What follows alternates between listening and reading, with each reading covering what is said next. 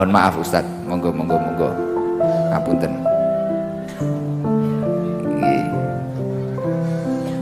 Saya duduk aja ya, menemani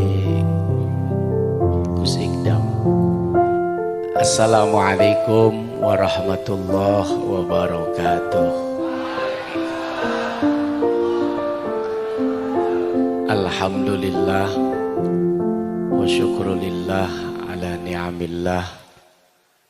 Assalatu wassalamu ala rasulillah Sayyidina wa habibina wa syafi'ina wa maulana Nabiyyina Muhammad sallallahu alaihi wasallam wa ala alihi wa ashabihi wa man wala. Guru kita semua yang kita sayangi, kita cintai, dan senantiasa kita doakan, Gus Ikdam beserta Ibu Nyai, beserta istri tercinta dan keluarga besar. Semoga senantiasa Allah muliakan, Allah berkahi, Allah jadikan beliau pelita di dalam kehidupan kita semuanya, menjadi penerang dalam setiap langkah dengan ilmu yang Allah titipkan kepada beliau dan keluarga. Amin ya rabbal alamin. Teman-teman, para pengurus, para ustadz, para gus yang ada di Sabilut Taubah, markas para pendosa. Begitu ya Gus ya. Ini termasuk yang ngomong ini pendosa juga ini. Kalau nggak jadi pendosa besok ngaku nabi saya sudah. Bahaya itu. Ya. Jadi lebih baik kita ngaku pendosa supaya kita nggak ngaku nabi. Nah, kalau sampai nggak punya dosa bahaya itu. Ini yang ngomong jangan-jangan lebih banyak dosanya daripada garangan ini Gus. Alhamdulillah saya dan istri datang.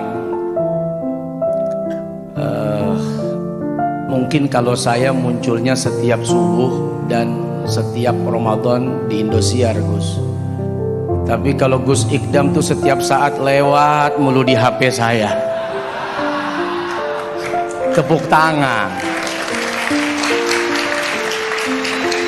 Jadi kalau mau bicara populer, Gus Ikdam tuh lebih populer daripada saya. Kalau saya jamnya tertentu, harinya tertentu, waktunya tertentu, yang bangun juga tertentu. Biasanya nenek-nenek tuh yang bangun subuh-subuh. Tapi kalau Gus Ikdam setiap hari, setiap saat, siapapun yang punya media sosial, siapa yang nggak pernah tahu dan nggak pernah ngelihat Gus Ikdam, tepuk tangan dong.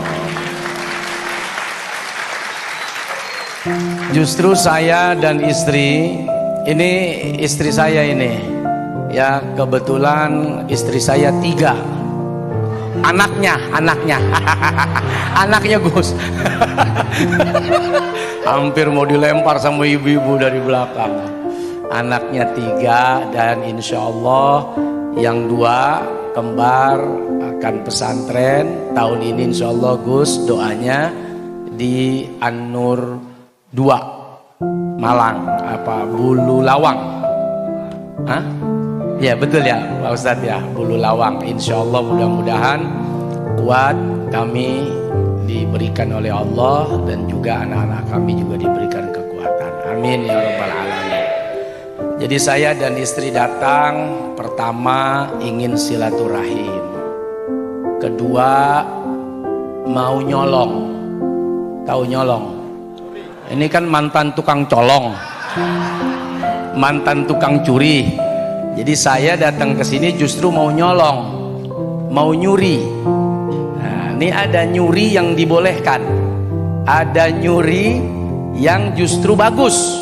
Nyuri apa tuh? Nyuri duit. nyuri ilmu, nyuri akhlak, nyuri sifat.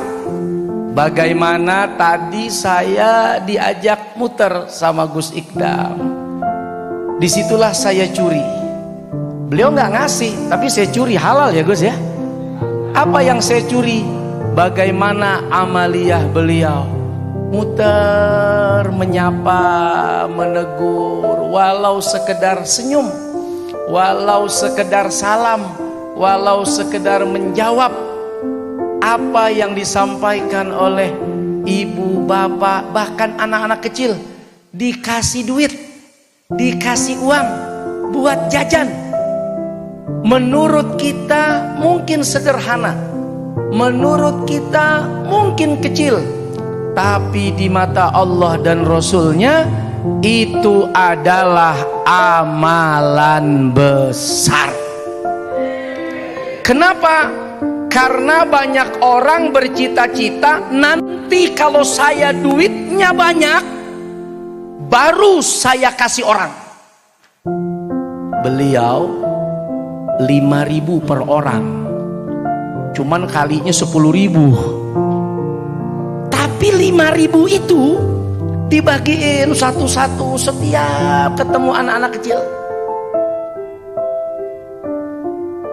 Kita ini ngebagi nunggu duitnya 100.000. Malu saya masa ngasih 5.000. Tar kalau punya 100.000, tar kalau punya 1 juta, tar kalau punya 10 juta.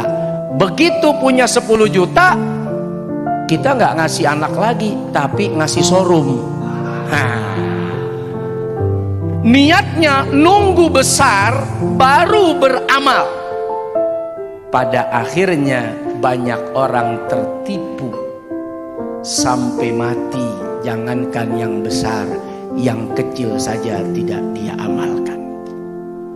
Tapi beliau tadi Masya Allah 5.000, 5.000, 5.000, 5.000, 5.000, 5.000. Anak-anak kecil gembira, senang, idkhulus surur, menyenangkan hati orang. Itu yang mahal, dan itulah yang menjadi kafarat, penghapus. Bagaimana ada seorang ayah datang kepada Nabi ngadu kan tentang dosa-dosanya. Ketika ditanya nggak mau nyebut, mungkin karena malu. Akhirnya pulang nih orang. Datang malaikat Jibril menginformasikan kepada Nabi, ternyata orang itu sudah diampuni oleh Allah. Apa kafaratnya? Menyenangkan anaknya.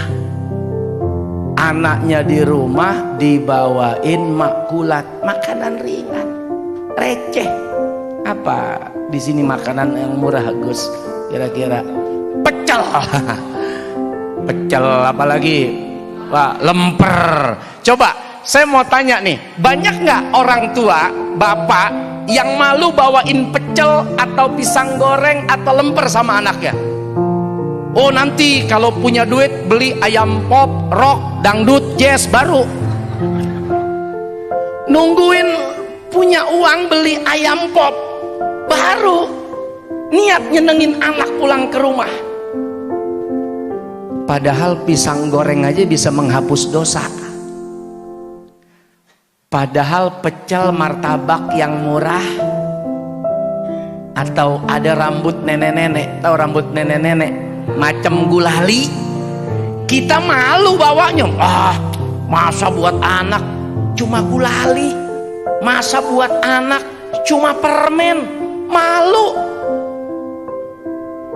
Ternyata gulali yang murah, permen yang murah, mungkin anggur yang hanya sekedar 3 butir, jeruk yang hanya 1 buah, itu yang kita malu membawanya karena kita anggap remeh.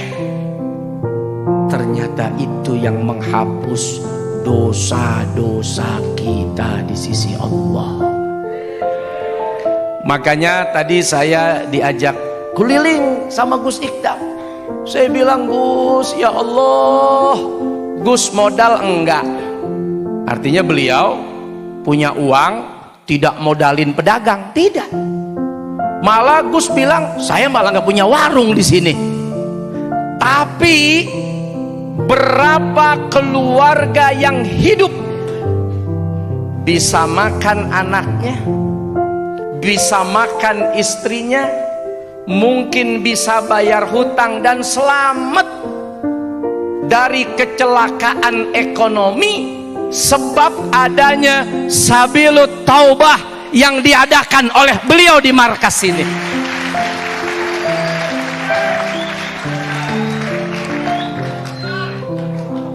Bayangkan, saya pelan-pelan saya colong, saya bilang sama istri, ini rupanya amalannya Gus Ikdam. Itu yang dagang baju, yang dagang air, yang dagang kue, yang dagang makanan. Beliau nggak modalin, beliau hanya modal waktu dan ilmu setiap Senin dan Kamis ya Gus. Berapa ribu orang yang ekonominya hidup, anaknya bisa sekolah, istrinya bisa nambah. Lu baru pisang goreng laku aja mau nambah lo. Ini garangan emang bener-bener nih Gus. Baru jual pisang goreng laku sehari udah mau nambah istrinya.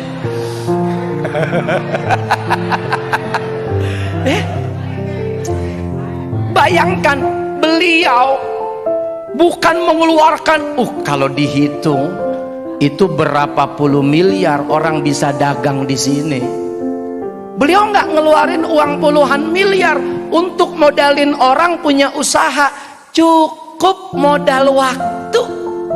Senin Kamis ribuan orang selamat ekonominya. Kelihatannya sepele.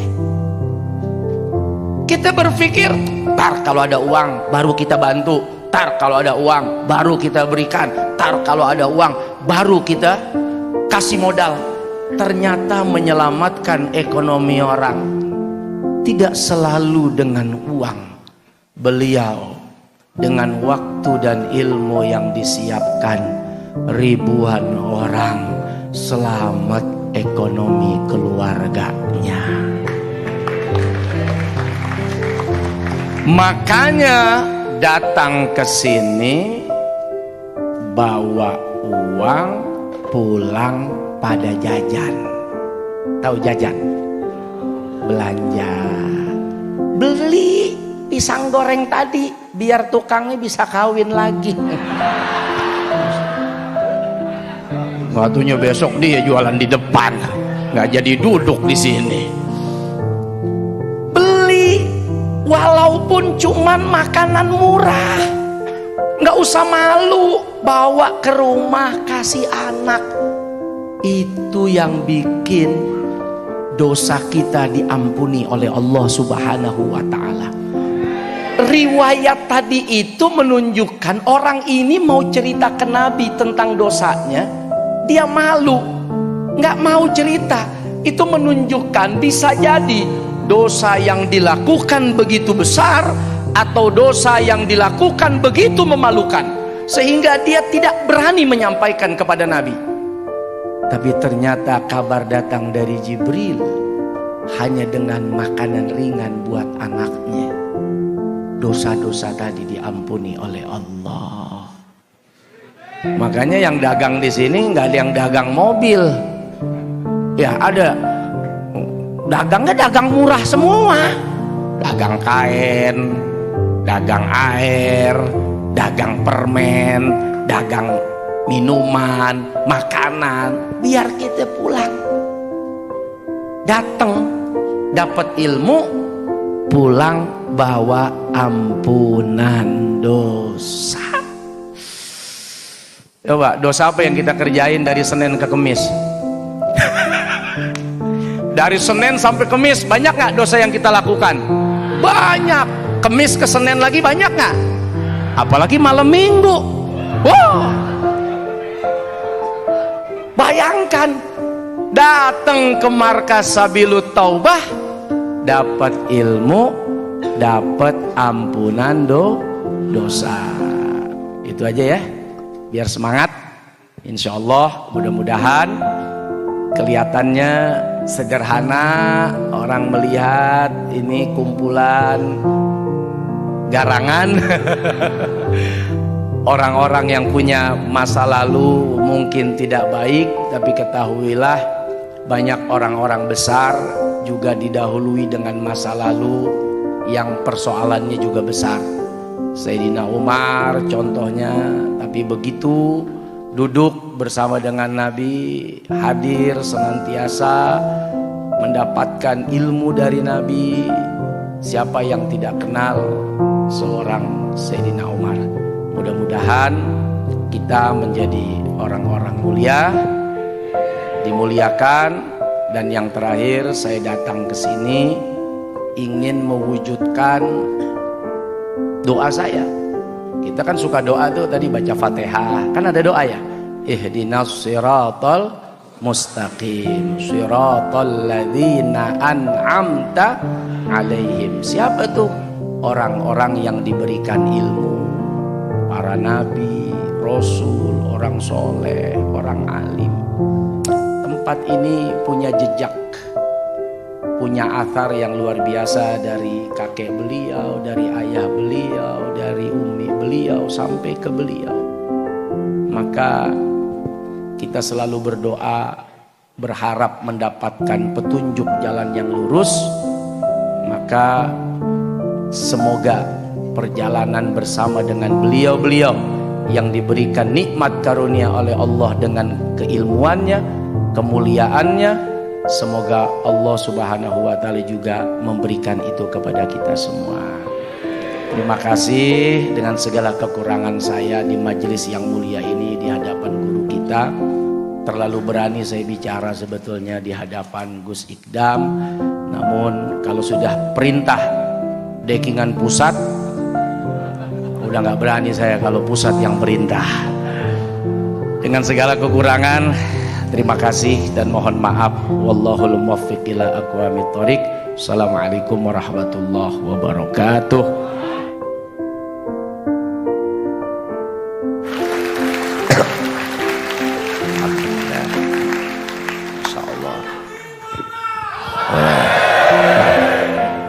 Seneng ngefan sama Ustadz Sulmet. Terima kasih Ustadz, Masya Allah luar biasa. Alhamdulillah. Saya kira beliau mau ceramah, mau bilangin saya atau bahkan mengkritik saya, malah waduh terlalu memuji saya sampai kopiah saya nggak muat ini tadi Ustaz. Duh, bahaya ini, bahaya. Tapi luar biasa ya, artinya mungkin memang nahnu qasamna bainahum ma'isyatahum fil hayatid dunya. Artinya Allah Subhanahu wa Ta'ala itu memberi jatah. Seseorang itu memang sesuai porsinya masing-masing. Seseorang itu memiliki jatahnya masing-masing. Jadi si fulan ini jatahnya apa, jatahnya apa. Mungkin Ustadz Sulmet ini jatahnya ya di TV, bahkan beliau tadi di sinetron, sampai bertemu istri beliau,